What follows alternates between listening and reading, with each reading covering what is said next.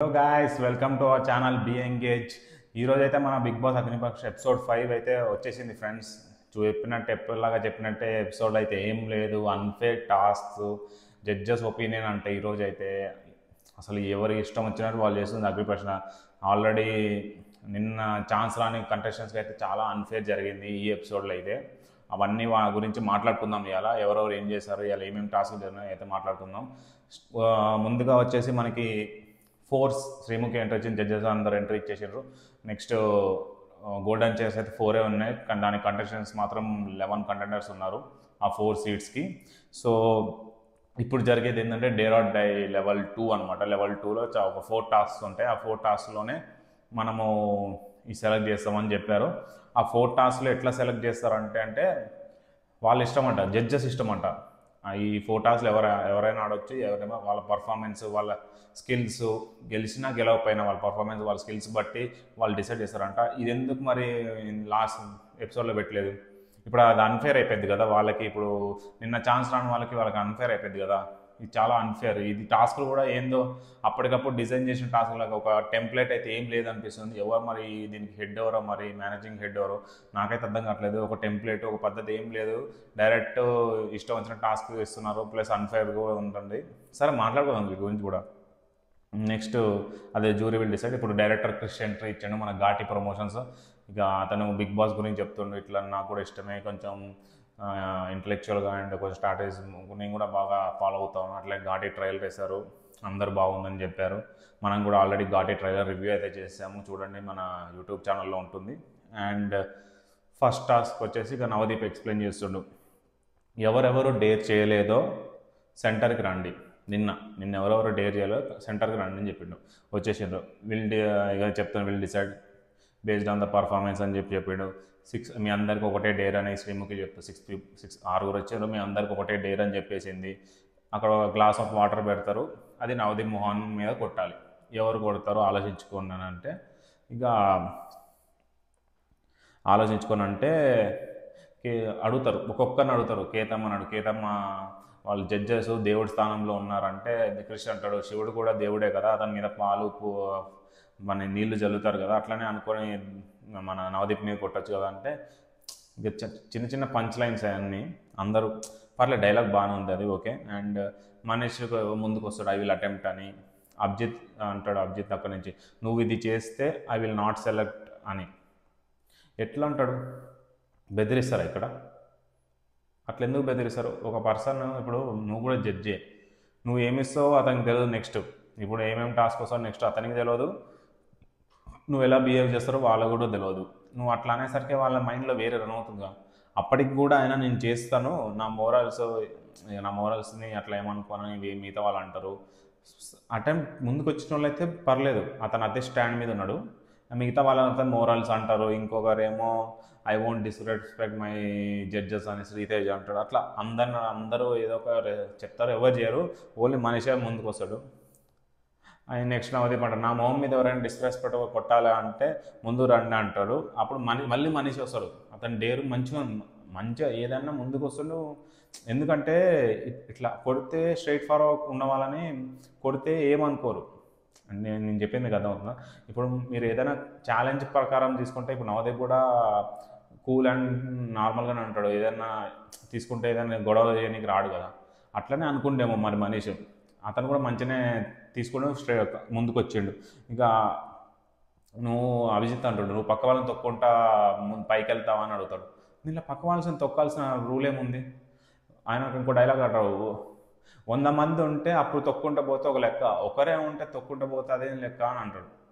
మంచి ఎగ్జాంపుల్ ఇచ్చిండు. అక్కడ బాగా నచ్చిండు మనీష్, చాలా మంచి ఎగ్జాంపుల్. అట్లా స్ట్రైట్ ఫార్వర్డ్గా ఉన్నాడు. నేను వెనకాలకి వెళ్ళను, అక్కడే ఉంటాను, స్టిక్ అయ్యా ఉన్నాడు. మిగతా వాళ్ళ అసలు నేను ముందుకు అట్లా ఏంది జడ్జెస్ సోపు కొడుతున్నారు అంతే. ఇక్కడ వాళ్ళ బిహేవియర్ తెలిసిపోయింది. ఆల్మోస్ట్ ఇక్కడ వచ్చిన వాళ్ళందరూ అవుట్ అయిపోయారు, టాప్ 15లో లేరు. అండ్ అక్కడికి ఆ టాస్క్ అయిపోయింది. అక్కడ ఏం కొట్టనీకి లేదు, ఏం లేదు. కొట్టుంటే పీక్స్ వెళ్ళిపోయేది. సో ఎవరన్నా వచ్చి కొట్టుంటే అక్కడ కానీ శ్రీజ దాము ఉంటే డైరెక్ట్ తీసుకొని మొహం మీద కొట్టేసి నవదీప్ మీద. నేను ఎపిసోడ్ చూసిన విధానం చూస్తే డైరెక్ట్ లాస్ట్ నేను తీసుకొని మొహం మీద కొట్టేసేది. కానీ జరగాల్సింది అది. ఎందుకు లాస్ట్ దా తెస్తారు, ఇది వద్దులే అన్నారు. ఇక్కడ ఏం చూస్తారు, వాళ్ళ స్కిల్స్ చూస్తారు. వాళ్ళు ఒక్కడైనా రెస్పాండ్ అయినా అక్కడ మీకు ఏం స్కిల్స్ కనబడ, ఒక మర్యాద మనిషి తప్ప నోట్లో నుంచి ఎవరికైనా మాటలు వచ్చినాయా? ఒక వచ్చినా మీరు చూపెట్టారా మాకు ఎడిటింగ్ తర్వాత ఎపిసోడ్లో? ఏం లేదు కదా. నెక్స్ట్ సెకండ్ టాస్క్ వచ్చేసి స్క్వేర్ డ్రా చేయాలి. ఒక 2 షీట్లు ఇచ్చిండ్రు, ఇక పర్ఫెక్ట్గా గీయాలి అని చెప్పారు. ఏ బొమ్మ పెడితే ఆ బొమ్మ సర్కిల్ అయినా, స్క్వేర్ అయినా, డైమండ్ అయినా, ట్రయాంగిల్, రెక్టాంగిల్, స్టార్ ఏదైతే. దీంట్లో మన క్రిష్ గారు పిలిచిండ్రు, నాగా అండ్ ఉర్మిళ అని పిలిచిండ్రు. ఎందుకు ఇట్లా? వాళ్ళిద్దరే ఎందుకు? Why not others? అందరికి పెట్టాలి కదా. అందరూ 6-10 మందికి పెట్టవచ్చు కదా. అందరూ పెట్టి బోర్డ్స్ మీద రాయచ్చు కదా. ఇక్కడే తెలిసిపోతుంది కదా వాళ్ళకి ఛాన్సెస్ రావట్లేని.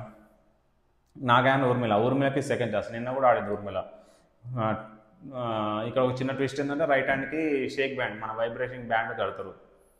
అది కట్టి ఒక రైట్ హ్యాండ్కి, ఇప్పుడు మనం 2 చేతులతో ఇట్లా గీయాలి. స్క్వేర్ అనేది పర్ఫెక్ట్గా ఉండాలి. సర్కిల్ అయితే ఇట్లా 2 చేతులు. రైట్ హ్యాండ్కి మన వైబ్రేటింగ్ బ్యాండ్ కడతారు. వాళ్ళ రిమోట్ కంట్రోల్ ఉంటుంది, వాళ్ళు ఆన్ చేస్తే అది వైబ్రేట్ అవుతుంది అన్నమాట. కొంచెం కరెంట్ షాక్ కొట్టినట్టు అవుతుంది అనమాట. అట్లా ఒక ట్విస్ట్ ఇచ్చిండు ఆ జడ్జి దగ్గర. రిమోట్ కంట్రోల్ అని ఇక మన క్రిష్ అక్కడ నుంచి స్టార్, సర్కిల్ ఇట్లా గీస్తూ ఉంటారు. దీంట్లో ఇద్దరు బాగానే చేశారు, కానీ ఊర్మిళ కొంచెం పర్ఫెక్షన్ ఉంది. కానీ నాకెందుకో నాగాకి ఎక్కువసేపు వైబ్రేషన్ పెట్టారని అనిపించింది. ఎందుకంటే మీరు ఒక సైడ్ చూస్తే ఊర్మిళ పక్కనే, ఊర్మిళ ఏమో కవర్ చేసి ఉంటుంది బోర్డుకి. మళ్ళీ ఇద్దరు జడ్జెస్ నవదీప్ బిందు ఏమో దాని వెనకాల ఉంటారు. ఆమె ఏం రాస్తుందో మనకు కనపట్లే. ఇంకో కెమెరా నీకు చూపెట్టచ్చుగా. నాకు ఎందుకు అప్పుడు వైబ్రేషన్ ఇవ్వలేదేమో అనిపించింది. ఇటు పక్కనేమో మనోడికి వైబ్రేషన్ వస్తూనే ఉంది, మొత్తం చైన్ ఇట్లా ఇట్లా అంటూనే ఉన్నాడు మన నాగ ప్రశాంత్ అయితే. నాకు ఎందుకు అనిపించింది, కొంచెం సాఫ్ట్ కార్నర్ అమ్మాయి వైపు ఉంది చేశారేమో అని అనిపించింది. నాకైతే అది అనిపించింది. ఇక మీకు లాస్ట్ బిగ్ బాస్ అగ్నిపరీక్ష రాయమంటారు, ఇక తెలిసిందే కదా. అప్పుడు బిగ్ బాస్ అని మంచిగా నీట్గా రాసిండు మన నాగ ప్రశాంత్. అప్పుడు అంటాడు, ఏం సార్ నాకు రావట్లేదని. నాకు రావట్లేదు సార్ అని చెప్పిండు. తర్వాత మళ్ళీ 2 టైమ్స్ తర్వాత 3 టైమ్స్ తర్వాత బటన్ నొక్కితే అప్పుడు పని చేసింది. అగ్ని అని రాసిన తర్వాత పరీక్ష రాసేటప్పుడు పని చేసింది. అప్పుడు కొంచెం హానెస్ట్గా ఉన్నాడు మన నాగ ప్రశాంత్ అయితే. ఊర్మిళ నొప్పి భరించుకుంటే బాగానే రాసింది, ఓకే. పెద్ద చెప్పుకోవాల్సిన టాస్క్ అయితే ఏం కాదు. నాకెందుకు కొంచెం సాఫ్ట్ కార్నర్ చూపెట్టారు అమ్మాయి వైపు అని చెప్పింది. అట్లనే నెక్స్ట్ శ్రీముఖ్ అడుగుతారు, సార్ మీ ప్రకారం, కృష్ణ అడుగుతారు, మీ ప్రకారం ఎవరు విన్నారు సార్ అంటే ఆయన చెప్తాడు ఇట్లా ఓపుకునే శక్తి ఇదేదో చెప్పిండు ఊర్మిళ నాకు అని అనిపించింది అని చెప్తారు. నెక్స్ట్ ఇక కేతమ్మని పిలిపిస్తారు, ఒక పాట పాడమని. కేతమ్మ పాట పాడుతుంది, తన స్టోరీ లాగా ఉందని అనిపించింది నాకు. తన హిస్టరీ చెప్పినట్టు అనిపించింది. నాకు మంచిది అనిపించింది. తనకు కూడా మంచి స్క్రీన్ ప్రెజెన్స్ ఇచ్చిండు. ఎట్లాగో సెలెక్ట్ చేయడం అని అందరూ తెలుసు. తనకు మంచి స్క్రీన్ ప్రెజెన్స్ ఇచ్చిండు. నాకు ఇదే ఇప్పుడు పోయిన ఎపిసోడ్స్లో కొంతమంది కంటెస్టెంట్స్ వచ్చారు, వాళ్ళకి అంత స్క్రీన్ ప్రెజెన్స్ చేయలే, వాళ్ళ నేమ్ కూడా మెన్షన్ చేయలే.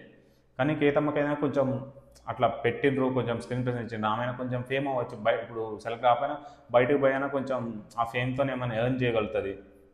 అది కొంచెం అట్లనే క్రిష్ అయితే దగ్గరకు వచ్చి, అమ్మ నీకైతే ఒక ఛాన్స్ ఇస్తున్నా అమ్మ సినిమాలో, తన నెక్స్ట్ సేవ్ సినిమాలో అంటే ఒక ఓల్డ్ ఏజ్ క్యారెక్టర్ ఏదో ఉందంట, నేను మీకు ఇస్తాను, కేతమ్మకి ఇస్తాను, మాకు కాలు మొక్కి హక్ చేసుకుంది. నెక్స్ట్ థర్డ్ టాస్క్ వచ్చి అభిజిత్, ఐ నీడ్ 2 men అన్నాడు. మళ్ళీ ఇక్కడ 2 men, మళ్ళీ ఎందుకు జెండర్ బయాస్? నిన్ననే పిచ్చిగా వేసుకుంటారు జెండర్ బయాస్ మీద, మళ్ళీ ఈరోజు కూడా జెండర్ బయాస్ చేసేసినావు. శ్రీతేజ అండ్ మర్యాద మనీష్ ఫస్ట్ షర్ట్లెస్ అవ్వాలనేసి మర్యాద మనీష్ నేను షర్ట్లెస్ అవ్వను, నాకు కొంచెం ఇబ్బంది ఉన్నది, నేను పోతాను, నేను చెయ్యనని పక్కకి జరిగిండు.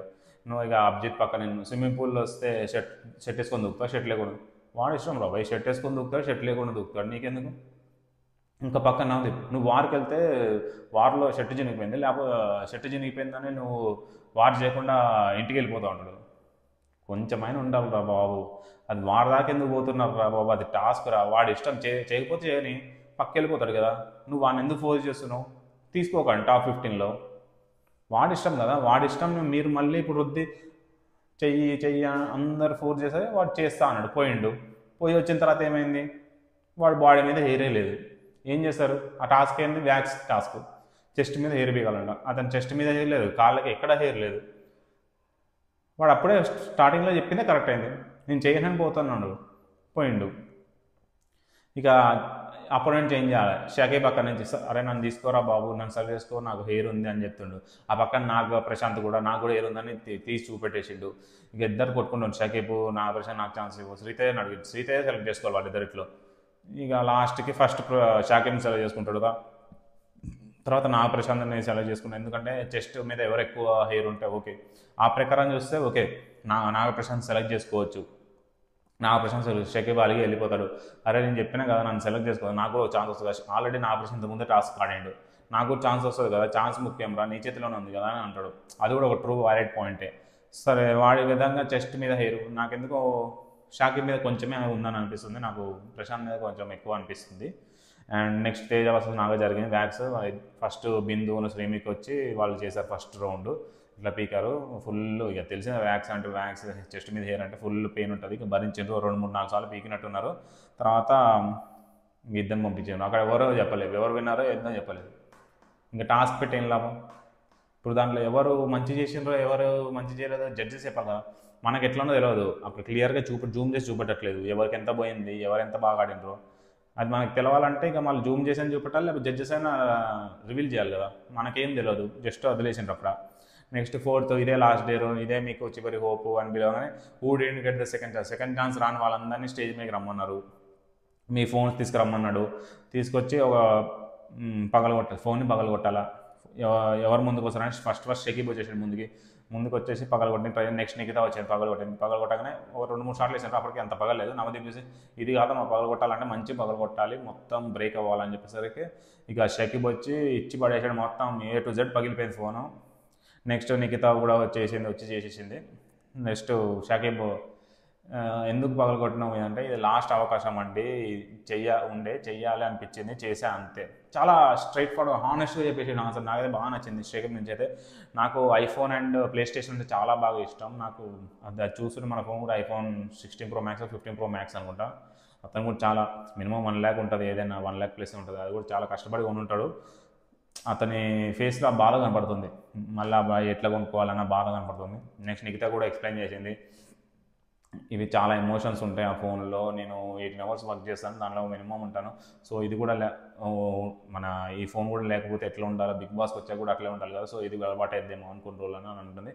సో ఎక్స్ప్లెయిన్ చేసి నాకు మిగతాది అంతేమో అనిపించలేదు. ఇక వాళ్ళిద్దరిని కూడా పంపించేసిండ్రు. ఇక మొత్తం వచ్చేసి జడ్జెస్ డిసైడ్ చేస్తారు. ఇక 4 కంటెస్టెంట్స్ ఎవరు గోల్డెన్ చైర్లో కూర్చుంటారని అందరు ఇక శ్రీముఖి, బిందు, నవదీప్, అభిజిత్ 4 కలిసి డిస్కస్ చేశారు. నెక్స్ట్ శ్రీముఖి స్టేజ్ మీదకి వచ్చి first contestant to select top ఇంకా రిమైనింగ్ 4లో ఫస్ట్ ఎవరు అంటే మర్యాద మనీష్ అని అన్నారు. ఎందుకంటే నువ్వు ఒక 1 step ఫార్వర్డ్ వస్తున్నావు ప్రతి టాస్క్కి, అన్ని స్ట్రాటజీస్ బాగా నచ్చాయి. ఎందుకంటే మన ఫస్ట్ ఇంట్రడక్షన్ రౌండ్లో డాట్ పెడతా అన్నాడు కదా, ఆ టాస్క్ గురించి మాట్లాడాను. అట్లా కొన్ని పాజిటివ్ ఇంపాక్ట్ చెప్పేసి అతన్ని సెలెక్ట్ చేశారు. నెక్స్ట్ బిందు సెలెక్ట్ చేసేసింది.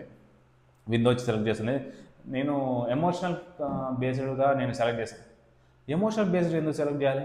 వాళ్ళు ఆడిన ఆట తీరు బట్టి సెలెక్ట్ చేయాలి, వాళ్ళ స్కిల్స్ బట్టి సెలెక్ట్ చేయాలి. ఎమోషనల్ నేను కూడా ఒక స్టోరీ చెప్తా, నేను కూడా ఒక కథ చెప్తా, దాని ప్రకారం సెలెక్ట్ చేసేస్తావా?